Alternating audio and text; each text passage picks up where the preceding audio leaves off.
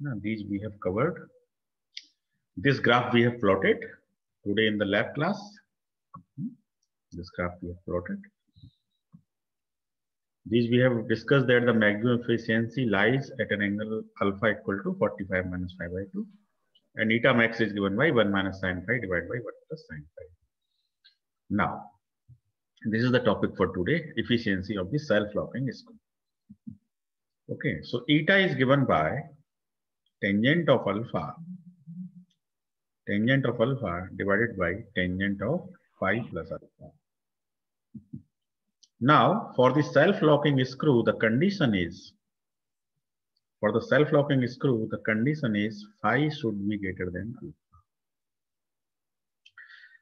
So the limiting value for alpha, phi should be greater than equal to alpha.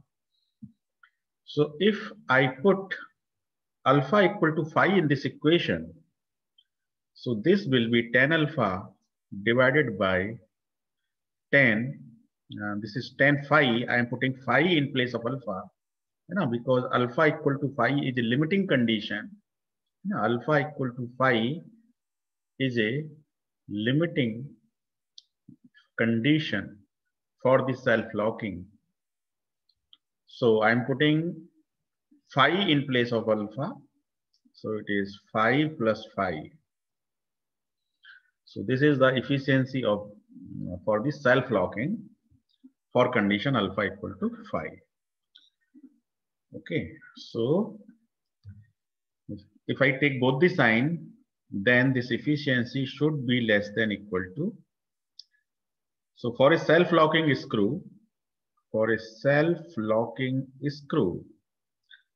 the efficiency should be less than equal to tan phi divided by tan phi plus phi.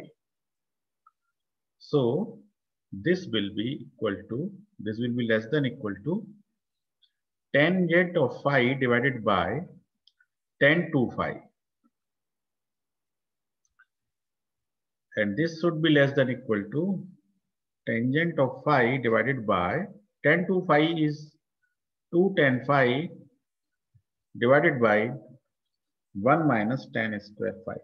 ये formula तो पता होगा सबको trigonometry में tan 2 theta is 2 tan theta divided by 1 minus tan square theta, right? चलिए tan 3 theta का formula क्या है? कौन बताएंगे? संदीप बताइए. What is the formula for tan 3 theta? 1 divided by 1 minus 3 tan square theta, ऐसे कुछ है. न्यूमरेटर में क्या है sir?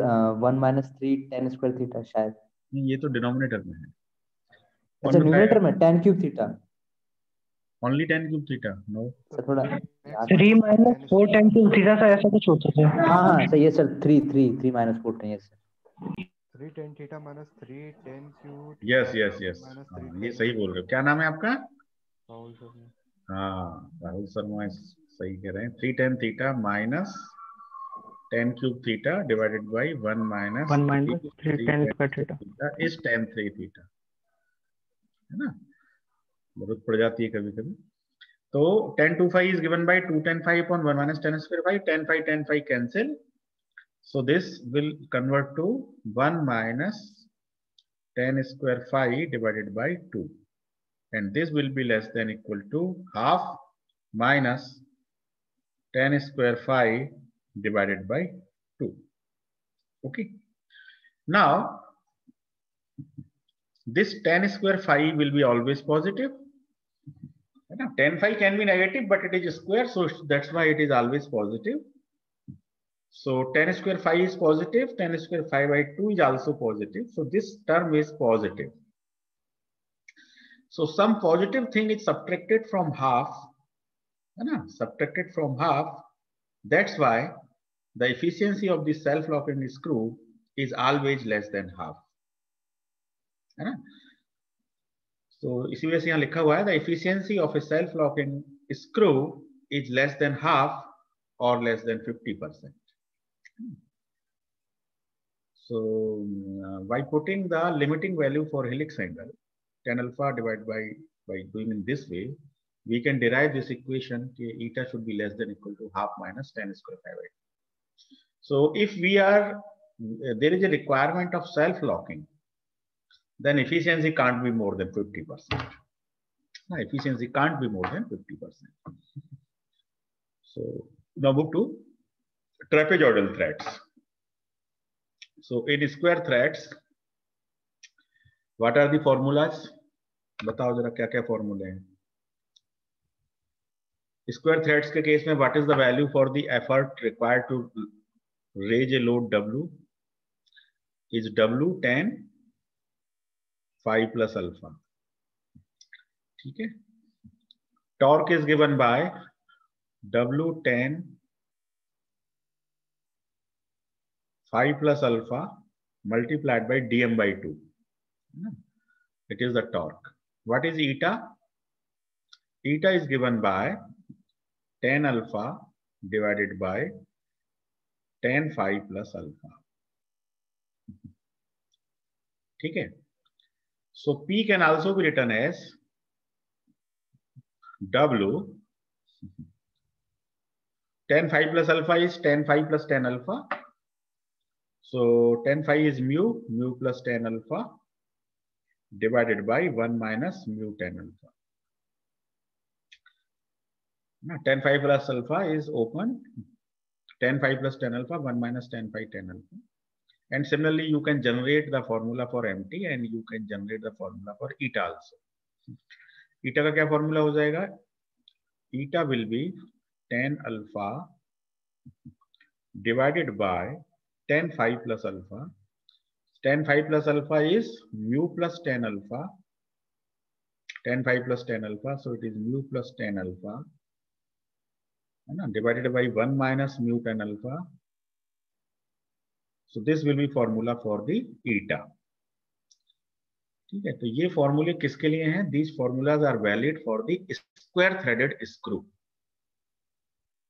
They are valid for the square threaded screw. लेकिन अभी हम बात करने वाले हैं trapezoidal threads के बारे में, है ना? If the screw has trapezoidal threads, then what will be the load required and what will be the efficiency of that particular thread? So, if you are knowing these formula, just put mu sec theta in place of mu. Mu sec theta in place of mu. ठीक है. अब ये mu sec theta कैसे आता है उसको जरा समझ लेते हैं पहले. तो म्यू सेक थीटा के लिए देखो, जैसे कि हमारा यदि स्क्वायर थ्रेडेड स्क्रू है तो उसकी शेप कुछ ऐसे होती है. Now the force is coming perpendicular to the thread, है ना. So let this is the force, है ना. This is the force coming perpendicular to the, let the force is W. So this force is making 90-degree angle with the thread dimension in case of square threaded screw. But in case of trapezoidal threads, the shape is somewhat trapezium. The shape changes. So angle between vertical and this taper side is theta. This is theta. Theta is the thread angle. Phi is the friction angle, theta is the thread angle, alpha is the helix angle. There are so many angles. So theta is the thread angle. So now the load is coming in this way. W, same direction as square threads. But now W is not making 90-degree angle with the thread length, thread height, thread की dimension से. Now it is not making 90-degree.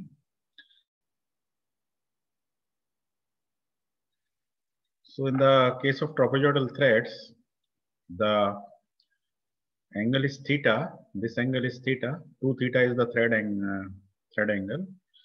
So the component of W in the hypotenuse direction will be W by cos theta. So basically it is W sec theta. Okay, so when the load is W, but actually the load is W sec theta in case of trapezoidal threads. The load is W, but the perpendicular load is W sec theta. So when the load is W sec theta, And frictional coefficient is given by, when the load is W, frictional coefficient is, friction force is mu W. When the load is W sec theta, then friction will be mu W sec theta. So it is mu sec theta into W. So our coefficient of friction changes by mu sec theta in place of mu. So just we have to do, we have to put mu sec theta in place of mu for solving the numericals of the trapezoidal threads or the Acme threads. Trapezoidal and Acme. For both threads, we have to apply mu sec theta in place of mu in the formulas. In trapezoidal, the angle is 30 degree. In Acme, the angle is 29 degree. It is written over here. 2 theta is 30, 2 theta is 29. So theta is 15 in trapezoidal, theta is 14.5 in Acme. So when you will put mu sec theta in place of mu, then your formula P will be, so for square thread, P is given by mu plus tan alpha divided by 1 minus mu tan alpha. This is for square threads. P square threads, the the effort required for the square thread. But if you are interested in effort required for the trapezoidal threads, then what we have to do? W to yahan aayega hi aayega. So W in place of mu, I am writing mu sec theta plus tan alpha divided by 1 minus again mu sec theta in place of mu tan alpha. ना तो formula बड़े आराम से बना सकते हो. Similarly, you can make the formula for efficiency. है ना, mu sec theta in place of mu sec theta in place of, है ना. So trapezoidal system can be solved by the square thread system. Just use mu sec theta in place of mu. So now we will do one example. So a double threaded power screw with isometric trapezoidal threads, है ना. Trapezoidal का ही question है, तो हमारा friction coefficient mu sec theta होगा in place of mu. So threads is used to raise a load of 300 kilo newton. So W is given 300. The nominal diameter is 100 mm. So small d is 100. The pitch is 12. है ना, it is double threaded. So that's why lead will be 2p. So it is 2 into 12. So it is 24 mm. It is a double threaded screw. So lead is 24, pitch is 12, load is 300, diameter, nominal diameter is 100 mm. The coefficient of friction at the screw threads is 0.15. ठीक है, तो mu is 0.15. Mu is 0.15. Neglecting collar friction, है ना. Collar friction अभी हमने पढ़ा ही नहीं है और यहाँ neglect भी हो रहा है, तो कोई प्रॉब्लम नहीं है. Calculate first point, the torque required to raise the load. The torque required to raise the load is given by mt equal to W dm by 2 tangent of phi plus alpha. यही तो है, tangent of phi plus alpha. लेकिन ये कब है? Square thread के case में है. लेकिन हमारा थ्रेड अभी स्क्वायर थ्रेड नहीं है. It is trapezoidal threads.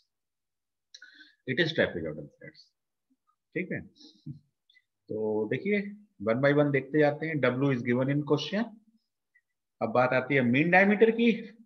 तो mean diameter you can find, mean diameter is d minus 0.5 p.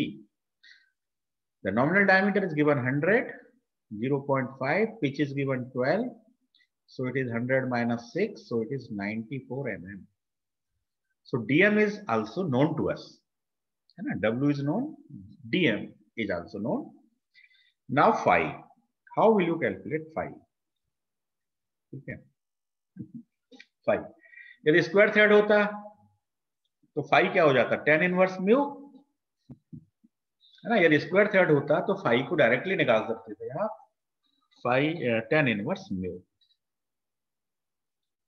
ठीक है, तो अभी हम क्या करने वाले हैं, हम इस फॉर्मूले को जरा ओपन कर देंगे पहले. तो देखिए हमने क्या किया, W dm by 2, इसको ओपन किया, tan phi plus tan alpha. तो tan phi को कहते हैं म्यू, लेकिन म्यू की जगह मैंने लिख दिया mu sec theta. Plus tan alpha divided by 1 minus mu sec theta tan alpha. ठीक है, तो ये मेरा टॉर्क किसका हो गया, ट्रेपेजॉइडल का फॉर्मूला बन गया डायरेक्टली, है ना। टेन फाई को मैं म्यू लिखता या स्क्वायर थ्रेड स्क्रू होता, लेकिन मैंने म्यू की जगह म्यू सेक थीटा लिखा है। ठीक है, तो ये फॉर्मूला इसका बन गया, ट्रेपेजॉइडल का फॉर्मूला हो गया। बस अब just put the values and get the answer. So W is how much, W is given 300 kilo newton. So change into Newton, so it is 300 into 10 to the power 3. Mean diameter is 94. We have just calculated, divided by 2 into mu. Mu is given 0.15 in question into torque. ठीक है, और torque का formula लगा देता हूं सीधे सीधे। Torque का फॉर्मूला होता है W dm/2 mu sec theta plus tan alpha divided by 1 minus mu sec theta tan alpha. ठीक है, W क्वेश्चन में गिवन है 300 10 to the power 3, it is converted to newton, 300 newton. Diameter, mean diameter हमने निकाल लिया था 94 mm, है ना, ये तो क्लियर ही है, 94 mm निकाल लिया था, डिवाइडेड बाई 2। म्यू 0.15 गिवन है, सेक थीटा की वैल्यू 15 डिग्री है, प्लस टेंजेंट ऑफ अल्फा, तो tan alpha is given by L by pi dm। L is 24 millimetre, क्योंकि पिच यदि 12 है और डबल थ्रेडेड स्क्रू है, तो lead will be 2p, so lead is 24 divided by pi into 94, so tan alpha is 24 into pi by 94। Solve कर दीजिए, कितना आ रहा है टेन अल्फा।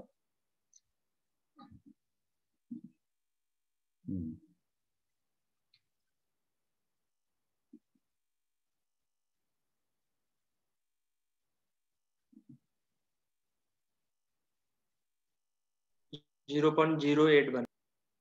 0.081. ठीक है, 10 alpha is this much, so I am writing 0.081 here divided by 1 minus 0.15 sec 15 into 0.081। 10 alpha की value direct लिख दी मैंने, है ना। बस अब इसको क्या करना है, सॉल्व करना है, तो आपका आंसर आ जाएगा। जरा सॉल्व कर दीजिए, कितना आता है, इस पूरे को सॉल्व करिए, तो आपका आंसर जो आएगा वो न्यूटन मिलीमीटर में आएगा, है ना, क्योंकि आपने फोर्स न्यूटन में लिया है और डिस्टेंस मिलीमीटर में लिया है। Your answer will be in newton millimetre. हाँ, न्यूटन मिलीमीटर। सेक 15 मतलब 1 बाई कॉस 15, है ना, तो कैलकुलेटर में डिवाइड कर देना, 0.1 सर 15 कैसे आया सर? है 15 कैसे आया, यस सर। देखो ट्रेपेजॉइडल थ्रेड के जो एंगल होते हैं ना, यस वो सर। होते हैं 30 डिग्री। ये देखो लिखा हुआ है ना, for isometric trapezoidal threads the 2 theta is 30 degree. देखो ये जो 2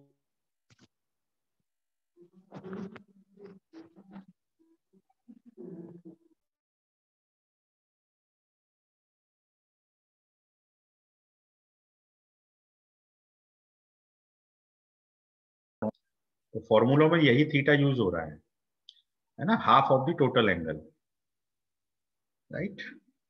सो ये ट्रेपेजॉइडल है तो थीटा 15 ही रहेगा, और यदि एक्मे थ्रेड है तो थीटा 14.5 हो जाएगा।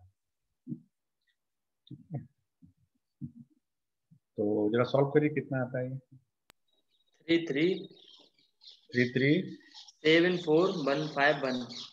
3374,151 0.23 यूनिट इज न्यूटन मिलीमीटर। और इसको 1000 से डिवाइड कर दो तो ये न्यूटन मीटर में कन्वर्ट हो जाएगा, 3374.15 न्यूटन मीटर। तो देखिए हमारा आंसर ये 3378 दिया है इसमें, और हमारा 3374 आया है, तो बिल्कुल सही है ना, बिल्कुल आसपास हैं हम, है ना, तो बिल्कुल सही है। थोड़ा सा कैलकुलेशन पे भी सेक 15 की वैल्यू आपने कितने डिजिट तक ली है ना, उसकी वजह से भी थोड़ा बहुत फर्क पड़ सकता है, बट इसमें कोई प्रॉब्लम नहीं है। So first answer is available. ठीक है, पहला आंसर आ गया। अब इसी प्रोसेस को देखो एक और इजी तरीके से बताते हैं आपको।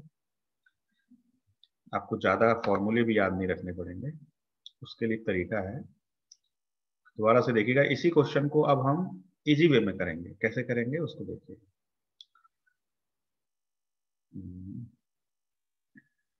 यस, देखिए म्यू सेक थीटा, ठीक है। अब म्यू की वैल्यू कितनी है? 0.15, सेक 15, थीटा 15 है।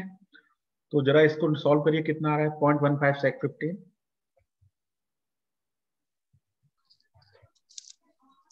0.15529 पॉइंट 15529 15529, 1553 मान लेते हैं, है ना, 1553। तो अब ये म्यू सेक थीटा हमारा क्या है? ट्रेपेजोइडल का कोफिशिएंट ऑफ फ्रिक्शन है, म्यू डैश, एक तरह से ये मान लो। तो म्यू डैश निकाल, मतलब हमने ट्रेपेजोइडल के लिए कोफिशिएंट ऑफ फ्रिक्शन निकाल लिया कि म्यू डैश हमारा 0.1553, ठीक है। अब हम पुराने फॉर्मूले यूज कर सकते हैं। तो P equal to M T equal to क्या होता है? W dm/2 tan phi plus alpha, ठीक है। अब मैं क्या करूंगा, देखो 300 10⁻³ 94/2 टेंजेंट ऑफ फाई। फाई कैसे निकाल लूंगा? फाई इक्वल टू होता है tan इनवर्स म्यू डैश। तो tan इनवर्स म्यू डैश मेरा कितना था? 0.1553। सॉल्व करिए, कितना आता है?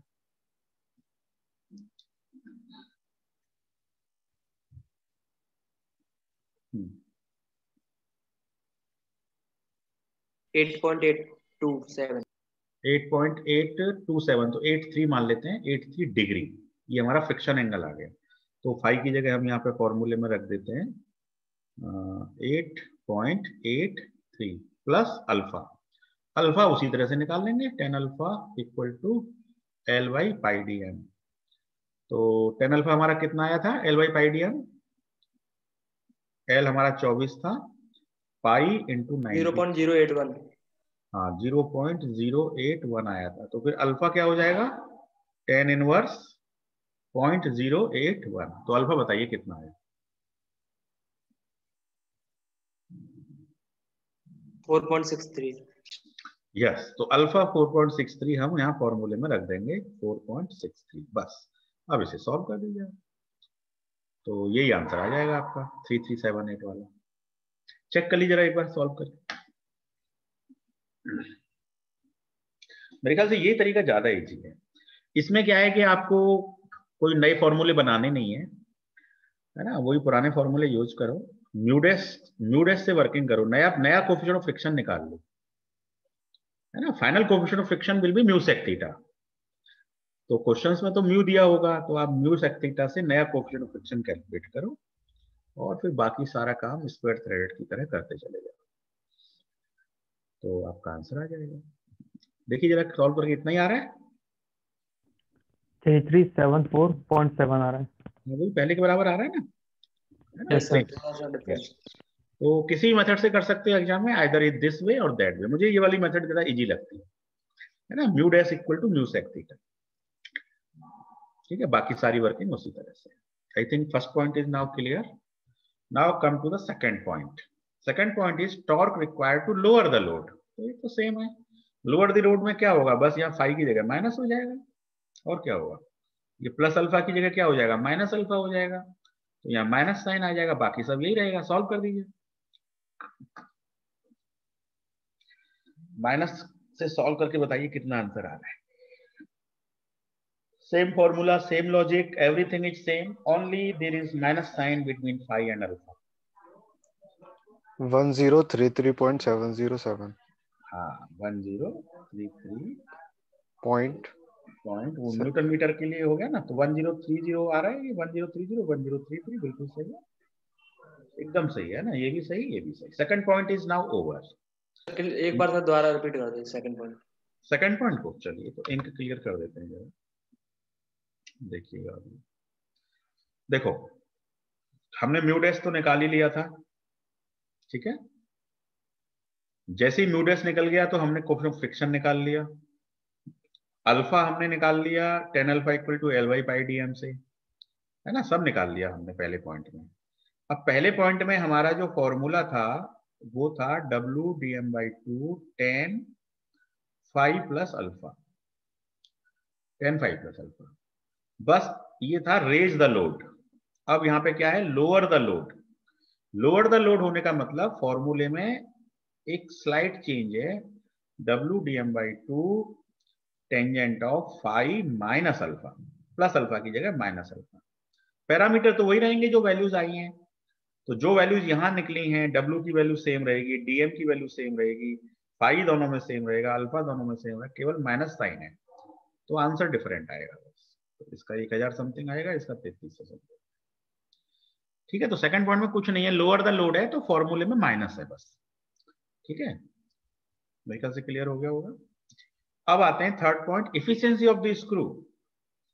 अब देखो इफिशियंसी कैसे निकाल सकते हैं, ये भी बहुत आसान हो जाएगी। अब इफिशियंसी के लिए वही पुराना फॉर्मूला यूज करो, tan alpha divided by tan phi plus alpha. ठीक है, टेंजेंट ऑफ अल्फा, अल्फा हमारा कितना निकला था 4.63, अल्फा हमारा भी कितना कैलकुलेट हुआ था 4.63, है ना। अब नीचे tan फाई, फाई हमारा कितना कैलकुलेट हुआ था, फाई एंगल कितना डिग्री आया था पहले वाले पॉइंट में, 8.883 8.83 प्लस, और अल्फा कितना आया था 4.63। बस वैल्यू पुट करिए और आंसर आपके सामने होगा, करिए।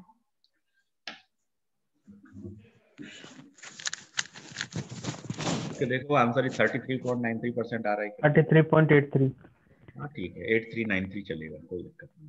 ठीक है, तो हो गया, कितना आसान हो गया। तो आपको ऐसे करना चाहिए, मतलब ज्यादा चक्करों में मत पड़ो कि tan अल्फा और फलाना, लंबा चौड़ा फॉर्मूला मत बनाओ, स्क्वायर थ्रेड के फॉर्मूले ही यूज करो। केवल mu dash equal to mu sec theta, नया कोफिशिएंट ऑफ फ्रिक्शन निकाल लो, बस उसके हिसाब से फिर उसी तरह काम करते चले जाओ। ठीक है, so this question is now complete. तो चलिए आज की क्लास को हम करते हैं।